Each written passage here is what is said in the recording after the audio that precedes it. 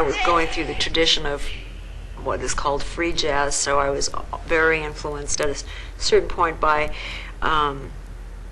musicians like Cecil Taylor, Ornette Coleman, John Coltrane, Albert Ayler, and that influence is what led me to the voice.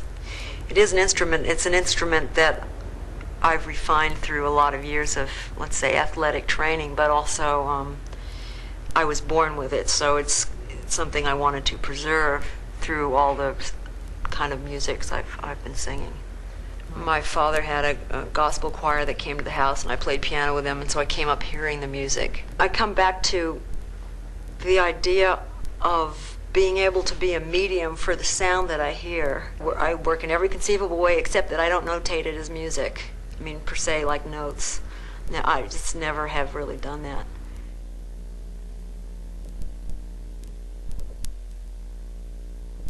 There are no more tickets to the funeral. No. No. No. No.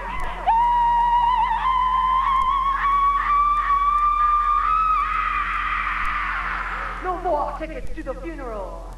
The funeral is...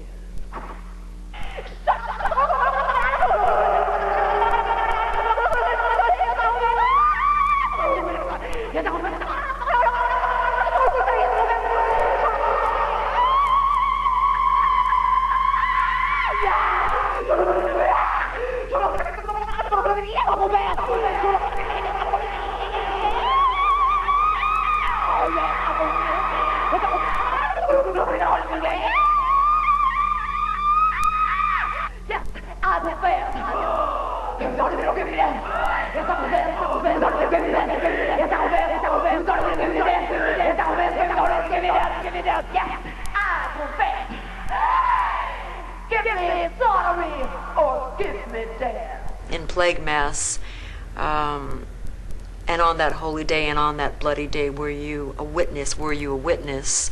I'm talking about, I say, cowards and voyeurs. I'm talking about people who watch an execution and do nothing about it, or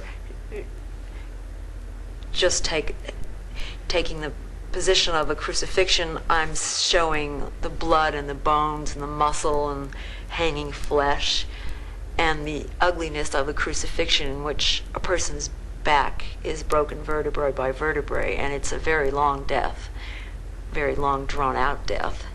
And so it's sort of a vocal incarnation of that kind of idea, rather than the nostalgic idea of praising someone else's martyrdom in a very detached and user-friendly way, in the sense of affording oneself compassion as a survivor of someone who has departed. The Plague Mass is composed for those persons who are fighting AIDS on a day-to-day basis, not as a requiem for the departed.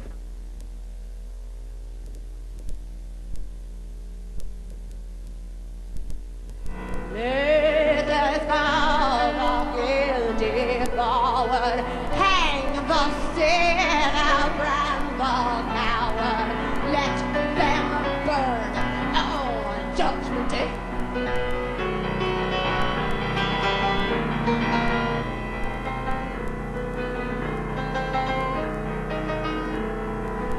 Run, you lions, fate awaits thee. When your faces shall expose thee, none can hide on Judgment Day.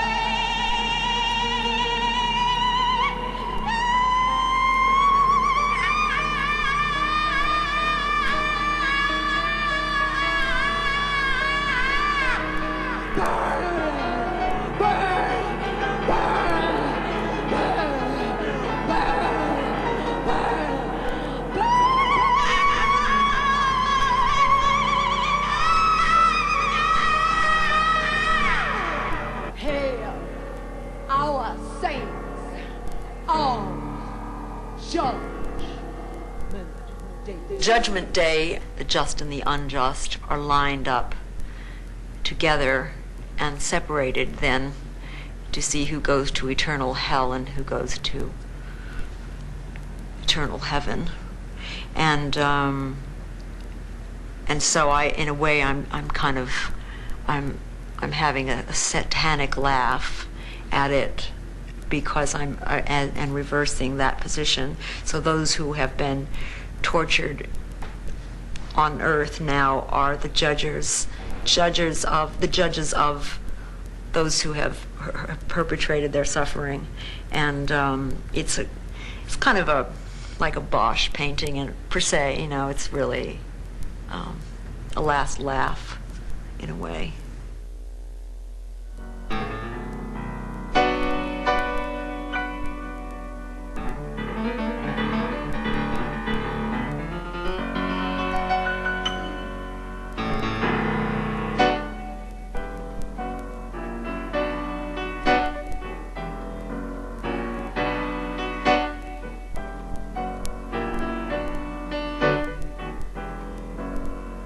The devil has designed my death and is waiting to be sure that plenty of his black sheep die before it finds a cure.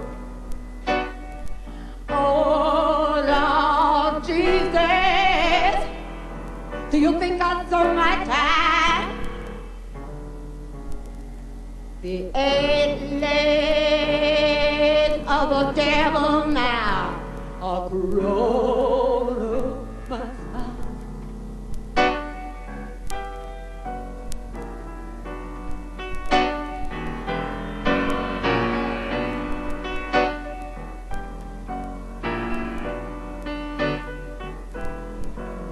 The firm hand of the devil now is rocking me to sleep. I force my blind eyes open low, but I'm sinking a little deep. Oh Lord Jesus, do you think I serve my time? The 8 legs of the devil now are crawling up my spine.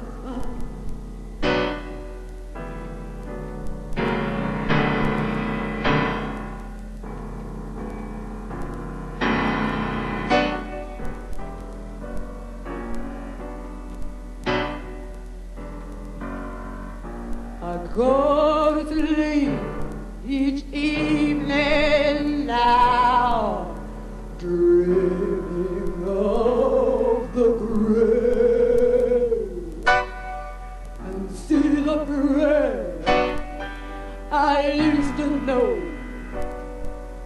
calling out my name. Oh Lord Jesus, do you think I serve my time? The 8 legs of the devil now are crawling on my spine. Oh, Lord Jesus, do you think I serve my time? The 8 legs of the devil now around up my spine. Oh Lord Jesus, here's the news from those below. The 8 legs of the devil will not let my people go.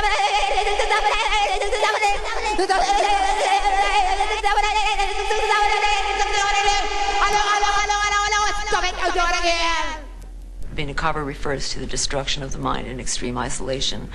So by this, I'm talking about severe depression. I'm talking about symptoms that are perceived to be signs of dementia when in fact they're signs of extreme depression. And in a case of someone with AIDS, that diagnosis can be very damning. A human being cannot exist without dialogue, and so when a person is deprived of another voice, he or she will invent it in order to survive. This could be inaccurate, but it seems to lead to kinds of writing or point towards old writings in the Old Testament when there's a creation of a God invented by despair, or just, "O Lord, why hast thou forsaken me?" Just dialogue that seems to be mandatory in order to survive.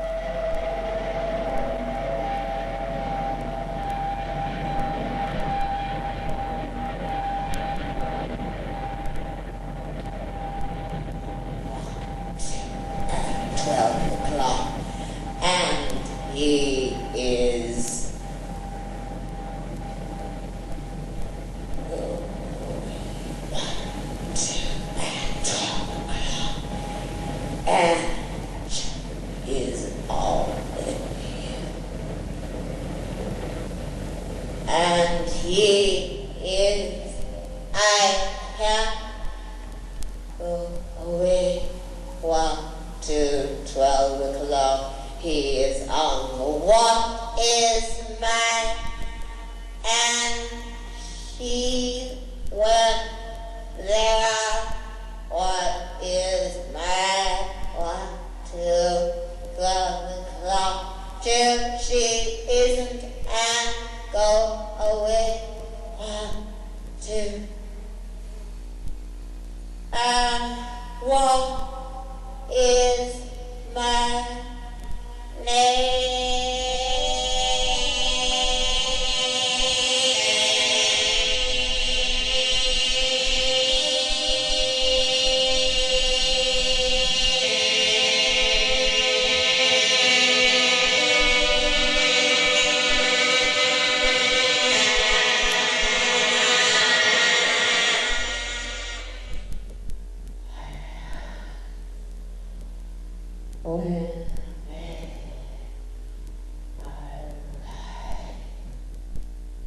Insect is a piece I've just performed at the Kitchen in Lincoln Center, which deals with torture of a person in an enclosed space, in a space where there is no escape and no avoidance. It refers to hidden populations, populations that are considered powerless and therefore useful for research purposes.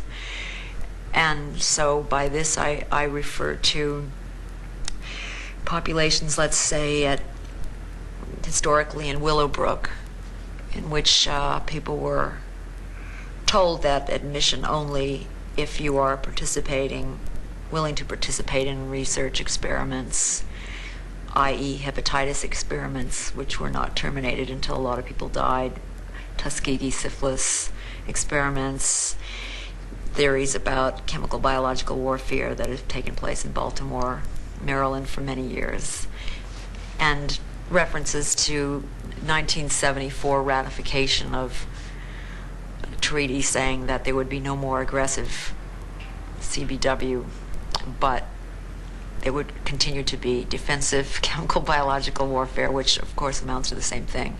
And so this system of experimenting on prison populations, mental health populations, lost populations, correlating very much with the earlier work in the Plague Mass, which discussed quarantine procedures mandated in Leviticus, the chapters of Leviticus, which has been used, separates the clean from the unclean, used by all the Catholic and the fundamentalist churches, and kind of, geography of a plague mentality per se. And so that's what Insecta deals with. So it deals with a person confined in a space and having no ability to affect the aversive conditioning at all.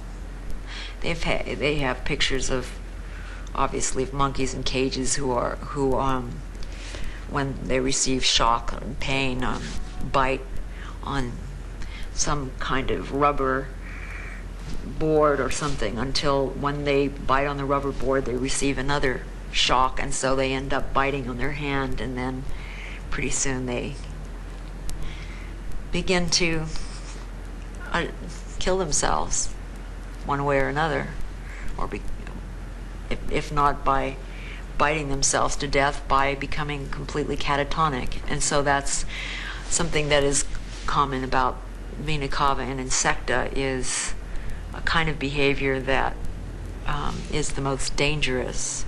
I was lucky enough and honored to work with the director, Valeria Wasilewski, who's worked with the Grotowski Theater in Poland, the Polish Laboratory Theater, for a while, and has directed a great number of beautiful works in New York.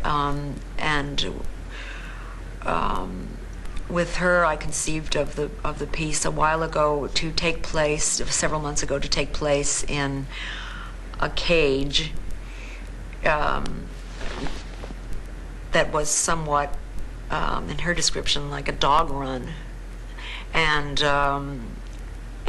this cage would affect the performer in the sense that I was using ring modulation and devices and square wave modulation devices on the voice to show the effect of the organism through the vocal sound and so forth. But I'm able to do climbing on it and moving around quickly in the space. And I worked with Dan Kotlowitz doing the lighting design, and then 2 sound designers, and it was a lot of I created a lot of tapes, and they created a lot of tapes using my human vocal sounds and then non-human vocal sounds of animals under torture, animals in